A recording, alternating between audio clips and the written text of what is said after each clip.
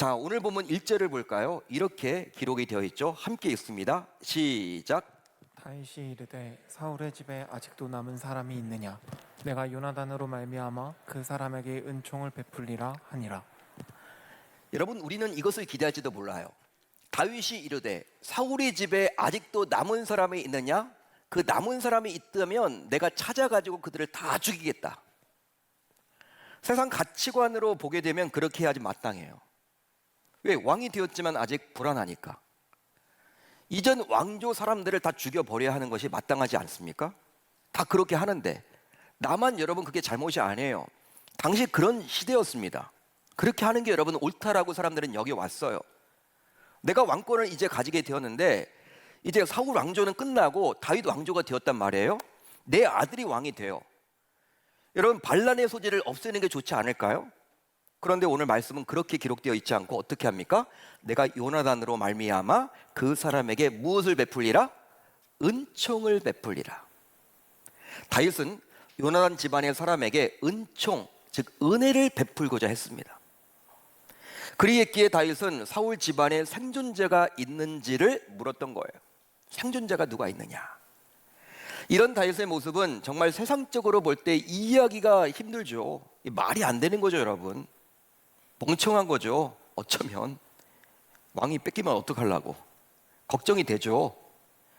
바로 아무리 다윗이 왕이 되었다고 하지만 그때까지 사울 왕조를 재건하려는 사람들이 있었는데 그런 위협의 중심에 있는 사울의 후손을 자신의 왕궁에 드리려고 하는 이 다윗의 모습이 미련해 보이기까지 하는 거예요.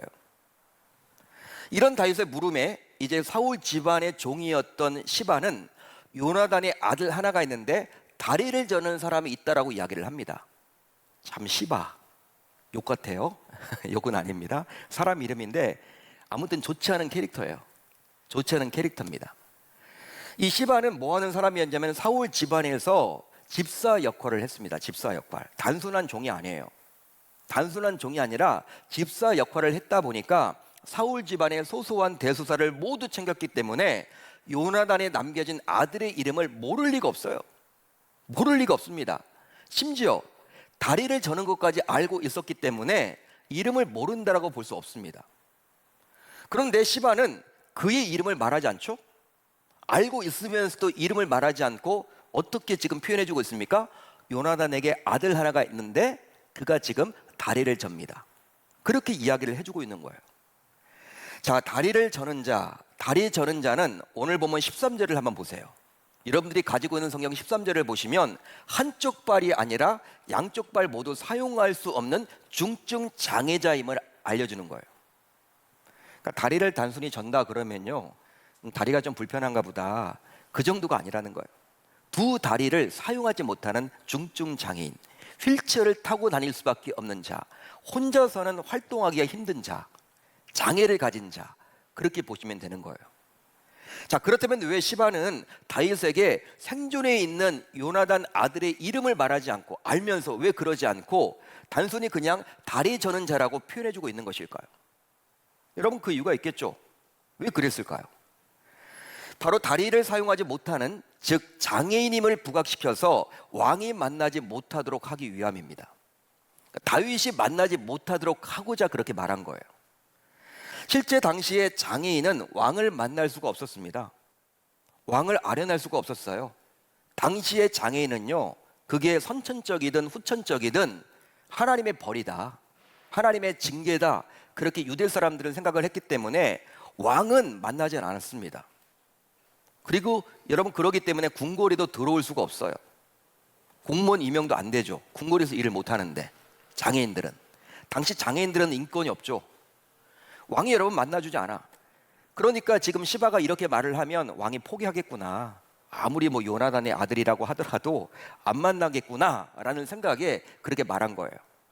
여러분, 그렇게 말한 이유가 있겠죠. 바로 그렇게 함으로 시바는 자신을 향한 다윗의 호의를 요나단의 아들에게 빼앗기고 싶지 않았던 거예요.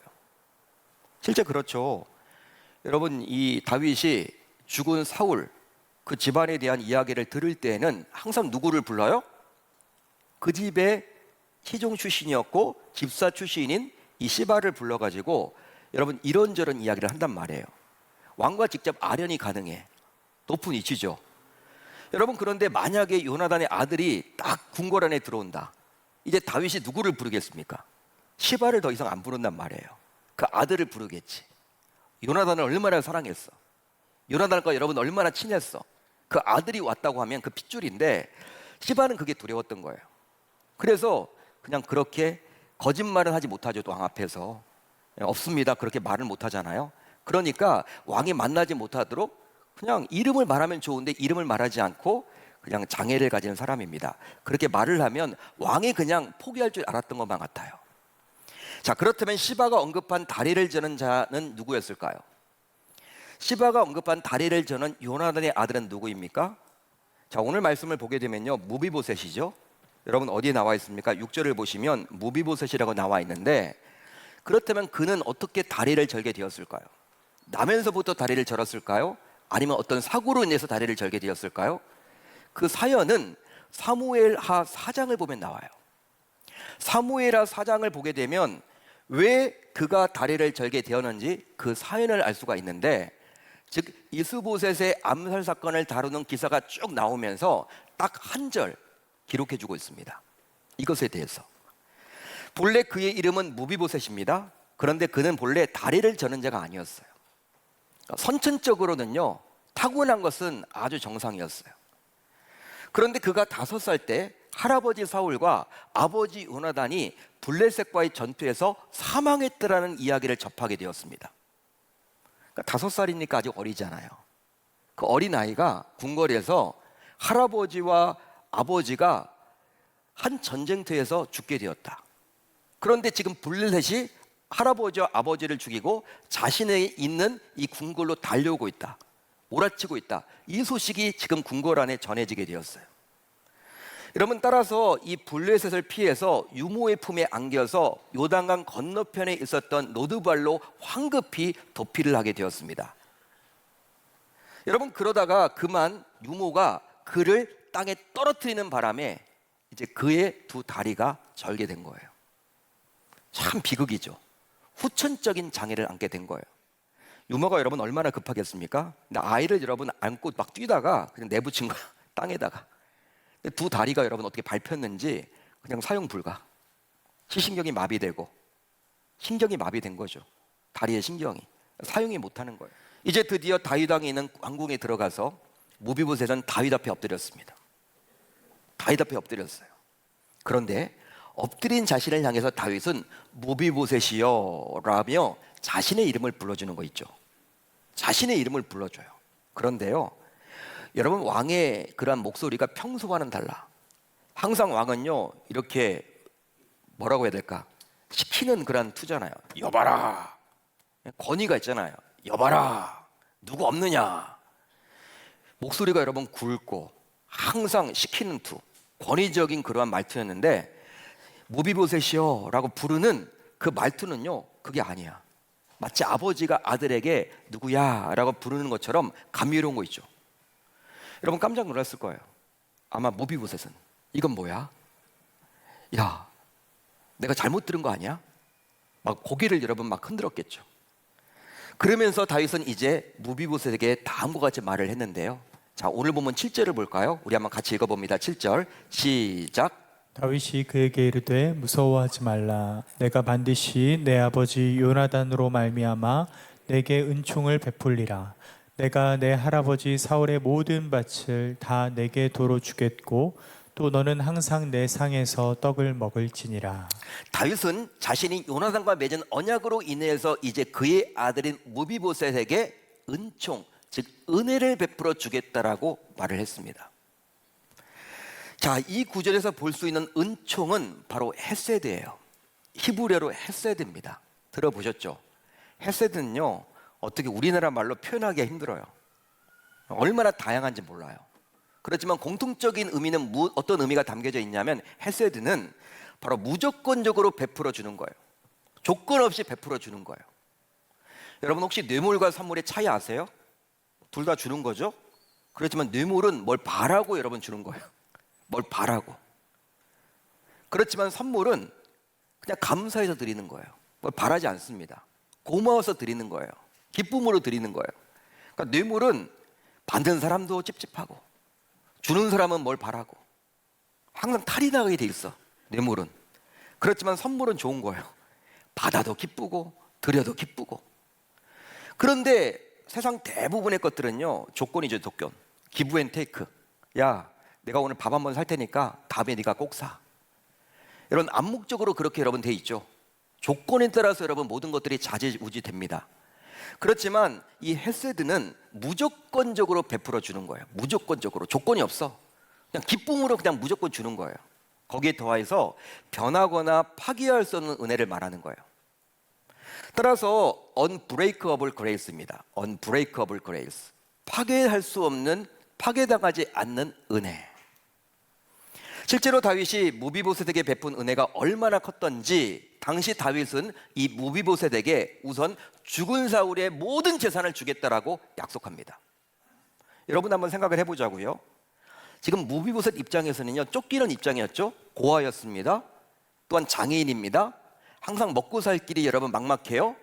이 노드발, 이 여러분 광야에서 칡뿌리를 여러분 긁어 먹으면서 여러분 항상 생명을 연장시켰던 그런 사람이었어요. 근데 왕궁으로 불러서 살려주는 것만 해도 감사한데, 그래서 여러분 매달 얼마의 일정 금액을 주겠다고 해도 그것만 해도 여러분 감지덕지 아닙니까? 너 연금처럼 네 죽을 때까지 얼마를 먹고 살아라. 매달 연금이 나올 거야. 그것만 해도 여러분 감지덕지 아닙니까? 이 무비보셋이 볼 때. 근데 그 정도가 아니라 지금 다윗이 사울 왕국의 모든 재산을 주겠다라는 거예요. 무비보셋은 사울의 아들이 아니죠. 요나단의 아들이었습니다. 그렇다면 요나단 집안의 그런 재산만 줘도 돼요. 그렇지만 다윗은요, 통 크게 누구의 재산? 사울 왕국의 재산을 다 주겠다라고 약속해주고 있어요. 여러분, 그뿐 아니라 무비보셋으로 하여금 이제 왕인 자신과 함께 식탁에서 식사를 할 수 있도록 허락합니다. 이것은 다윗이 무비보셋을 자신의 패밀리, 즉 가족으로 받아들이겠다라는 징표예요. 여러분, 다윗이 누구랑 여러분 식사를 했을까요? 주로 가족들하고 식사를 했겠죠. 왕의 식탁. 누구랑 식사합니까? 장남이었던 암논, 압살롬, 다말, 자기 딸과 아들들하고 식사를 했을 텐데, 이 무비보셋, 여러분 그렇게 쫓겼던 그가 이제 왕의 식탁에서 같이 식사를 했다는 것은요, 이제 왕자의 신분이 회복되었다. 그걸 지금 보여주고 있는 거예요. 이런 다윗이 베푼 은총을 듣고 이제 무비보셋은 너무나 여러분 감격한 나머지 다음과 같이 다소 가슴이 먹먹하고 뭉클한 고백을 하기에 이르릅니다. 바로 이 고백을 통해서 그동안 무비보셋이 얼마나 고생을 했는지를 우리가 엿볼 수 있는데요. 자, 8절이에요. 그가 절하여 이르되 이 종이 무엇이기에 왕께서 죽은 개 같은 나를 돌아보시나이까 하니라. 죽은 개 같은 나. 무비보셋은 자신의 처지를 죽은 개 같은 나라고 이야기를 합니다. 여러분, 유대 사회에서 개라는 짐승은요, 혐오의 그러한 동물이에요. 혐오를 해요. 사람들이 개 좋아하지 않습니다. 거기에 더하여 짐승의 사체는 사람들이 부정을 탔다고 여기기 때문에 접근조차 하지 않으려고 그래요. 근데 개 같은 나도 아니고 어떤 게? 죽은 개 같은 나. 당시 이 무비보셋이 얼마나 힘들었는지를 알 수 있는 거예요. 한마디로 여러분, 도망자의 신분, 장애인의 신분, 고아의 신분인 자신의 처지를 적절하게 표현해주고 있는 것이죠. 죽은 개 같은 나를 언어를 보게 되면요, 그런 뜻이 아니에요. 어떤 의미냐? 나는 이미 죽은 개입니다. 나는 이미 죽은 개입니다. 죽은 개와 같은 존재. 그게 바로 자신의 존재였다는 거예요. 그러니까 얼마나 힘들었으면 그렇게 표현을 했을까요? 여러분, 이처럼 죽은 자였던 무비보셋에게 헤세드의 은혜가 임하게 된 것입니다. 결국 헤세드의 은혜가 임하게 되자 어떤 일이 벌어졌습니까? 바로 죽었던 모든 것이 다시 살아나게 되었죠. 즉, 빼앗겼던 모든 것이 다시금 회복되었습니다. 할렐루야, 할렐루야. 그래서 빼앗겼던 왕자의 신분이 다시금 회복되어서 어떤 일이 벌어졌냐면, 이제 다윗 왕의 식탁에 앉아서 식사를 할 수 있게 됨으로 말미암아 왕자의 신분이 다시금 회복된 거예요. 또 빼앗겼던 그 많던 재산도 모두 회복하사 할아버지가 가졌던 그 많던 재산이 다 자신의 것이 되었다라는 거예요. 그리고 이제 로드발과 같은 황무지에서 쫓기는 신세였는데 이제 왕의 궁궐에서 안락하게 편안하게 살아갈 수 있게 되었다는 것입니다. 그렇습니다. 이와 같이 헷세드가 임하게 되면, 이 헷세드의 은혜가 임하게 되면 완전한 회복이 일어나게 돼요. 따라서 헷세드는 진정한 회복의 원천입니다. 믿으시면 아멘, 동의가 되시면 아멘. 헷세드는 진정한 회복의 원천이에요. 우리의 구원을 뺏어갈 자가 아무도 없다는 거예요. 진짜 우리가 구원을 받았다면. 따라서 성경의 여러 인물 가운데 우리 신자들은 이 무비보셋을 가장 닮았다고 말할 수도 있겠죠. 왜냐하면 무비보셋은 부모도 없이 버려진 인생이었고 혼자 힘으로 살아가기가 힘든 인생이었고 도망치며 살아가야만 하는 비참한 인생이었지만 결국 다윗이 베푼 은혜를 힘입어서 온전히 모든 것이 회복되었듯이 우리 역시 본래 어떤 사람이었습니까? 에덴 동산에서 쫓겨난 인생이었고 자력으로 살아갈 수 없는 무능한 인생이었고 죽음을 향해 나아가는 인생이었지만 하나님께서 베푼 은혜로 말미암아 하나님의 자녀로서 신분이 바뀌게 되었고 또한 구원이란 온전한 회복을 맛볼 수 있게 되었기 때문입니다. 여러분, 우리의 모습이 바로 무비보셋과 모습과도 동일한 거예요. 오늘 말씀에 나와 있는 이 무비보셋이 바로 이 시대를 살아가고 있는 신자인 저와 여러분들의 모습을 그대로 보여주고 있다라고 볼 수 있는 것이죠.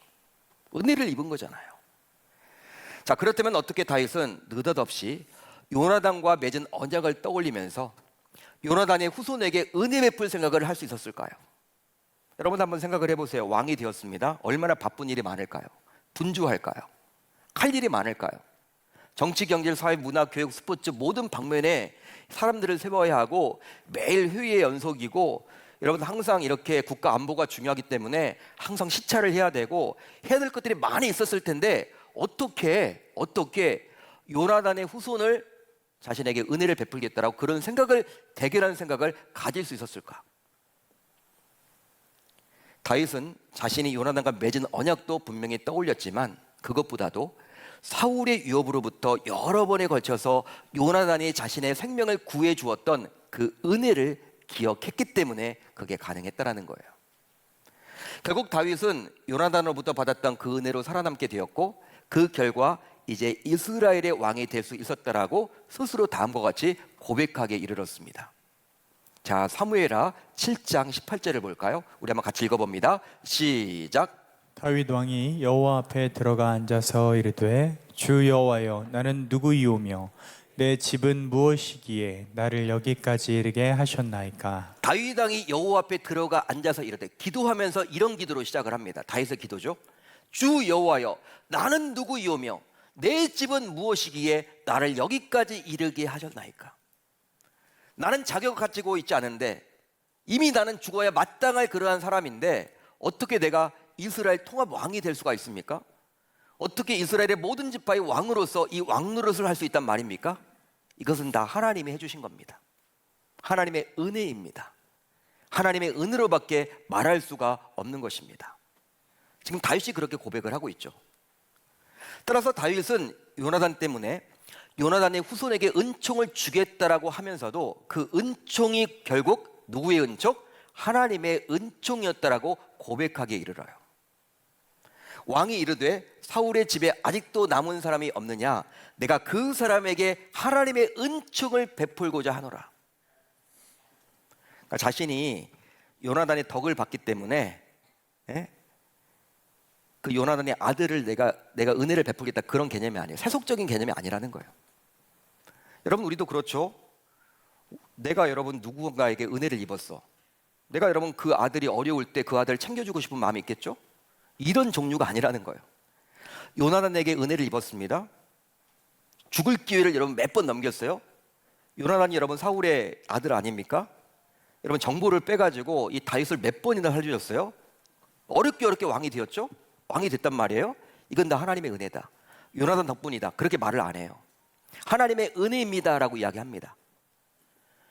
여러분, 이 다윗은요 하나님의 은혜로 그것을 이렇게 올렸어요. 요나단 덕분에 내가 이렇게 된 거 아닙니다. 이게 다 하나님의 전적인 은혜 가운데 이렇게 모든 것들이 될 수 있었습니다. 내가 왕이 될 수 있었습니다 라고 이야기하면서 결국 하나님의 은총을 베풀겠다라고 이야기하고 있는 것이죠. 따라서 다윗이 무비보셋에게 은혜를 베풀 수 있었던 이면에는 바로 자신 또한 요나단, 궁극적으로 하나님으로부터 많은 은혜를 받았다라는 사실을 기억했기 때문이에요. 은혜를 떠올렸기 때문이에요. 기억했기 때문이에요. 그러기에 다윗 스스로 은혜 받았음을 기억했기에 다윗은 분주한 여건 속에서도 왕이 되었음에도 불구하고 놓치지 않고 바로 무비보셋에게 은혜를 나눌 수도 있었던 것입니다.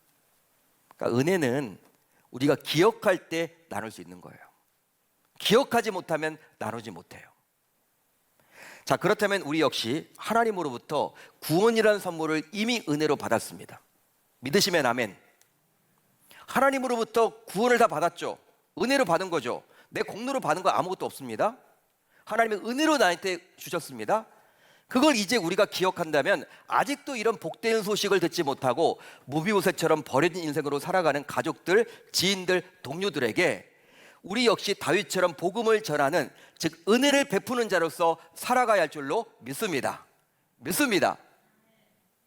여러분, 무비보셋, 여러분 지금 말로 치면요, 지옥행 열차를 타고 가는 우리의 지인들, 가족들, 우리의 동료들이에요. 저와 여러분들은 천국행 열차를 탔죠. 여러분, 천국이 목적지입니다. 우리는 목적지가 명확해요. 그런데 지옥행 열차를 타고 가는 우리의 지인들, 가족들, 동료들은요, 목적지가 뭔지도 몰라. 삶이 여러분 최고라고 여기고, 여러분 죽음을 향해 점점 다가가고 있는데 그 죽음을 인식하지도 못하고 그냥 살아가요. 돈 많이 버는 게, 세상에서 여러분 잘 되는 게 그게 인생의 행복이라고 여겨요. 그렇지만 그게 아니잖아요. 진짜 여러분, 오늘 밤이라도 우리의 가족, 예수 믿지 않은 분들 가운데 우리의 가족, 우리의 지인, 우리의 동료 죽게 된다면 어떻게 될까요? 삶과 죽음은요, 우리에게 달려있지 않아요. 여러분, 하나님에게 달려있기 때문에 여러분 올 때는 순서가 있지만 갈 때는 순서가 없거든요. 여러분, 그들에게 어떻게 해야 될까요? 다윗이 은혜를 기억해서, 자기가 받은 그 은혜를 기억하고, 아, 하나님이 나에게 이렇게 은혜를 주셨구나, 내가 이 은혜를 갚아야겠다라고 생각하고 이 무비보셋에게 은혜를 베푼 것처럼 저와 여러분들도 이제 먼저 예수를 믿게 되었고 구원받았던 자녀로서 이제 하나님의 은혜로서 살아가고 있지 않습니까? 그 은혜를 기억한다면, 이게 내 공로가 아니라 하나님의 전적인 은혜임을 고백하고 우리가 기억한다면, 지옥행 열차를 타고 가는 우리의 동료, 우리의 가족, 우리의 지인들에게 다가가서 우리도 은혜, 즉 복음을 전해야 된다는 거예요. 그걸 하나님께서 가장 기뻐하신다는 것이죠.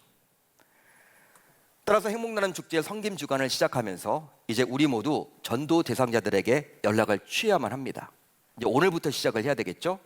하지만 상대가 어떻게 반응할지가 참 두렵기에, 여러분 두렵잖아요. 상대가 어떻게 화를 낼 수도 있고, 네가 뭔데 내 이름을 적어냈느냐, 이런 것부터 해서 부정적으로 여러분 이렇게 반응한 분들도 분명히 있을 거 아닙니까?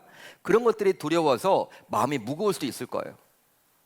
그러나 나 역시도 본래 복음을 몰랐지만 누군가의 전도 혹은 하나님의 전적인 은혜로 구원을 받았기에 우리는 받은 그 은혜를 기억하면서 보다 적극적으로 접근해야 할 줄 우리 주님의 이름으로 축원합니다. 여러분, 은혜를 기억하십시오. 여러분, 그냥 우리가 이 자리에 나와 있는 것도 아니에요. 여러분들이 내 의지를 가지고, 내 결단을 가지고 이 자리에 나왔다고 생각하지 마십시오. 하나님께서 여러분들에게 의지를 사용하도록 해주신 것이고, 여러분들에게 결단하도록 마음을 주신 거예요. 하나님의 은혜가 아니고서는 우리가 생명 연장 불가능합니다. 우리가 숨을 쉴 수도 없습니다. 우리가 걸어 다닐 수도 없습니다. 모든 게 다 전적인 하나님의 은혜라는 거예요. 가장 큰 은혜는 우리가 바로 주 예수 그리스도를 받아들였다라는 거예요. 영접했다라는 거예요. 그래서 하나님의 자녀가 되었다라는 거예요. 오늘 밤 죽어도 나는 천국에 갈 수 있는 그 믿음을 우리가 가지고 되었다라는 거예요. 그 믿음 주신 것도 하나님의 전적인 은혜입니다. 내가 믿는 게 아닙니다, 여러분. 자꾸 여러분 내가 믿으려고 하니까 힘들어지는 거예요. 하나님이 나에게 믿음을 불러 일으켜 주신 거예요.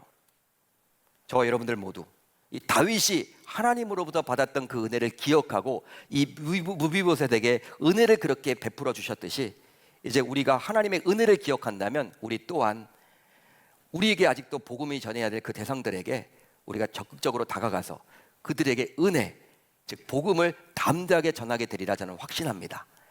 그렇게 살아가겠다라고 다짐하고 결단하는 저와 여러분들이 다 되실 수 있기를 우리 주님의 이름으로 축원합니다.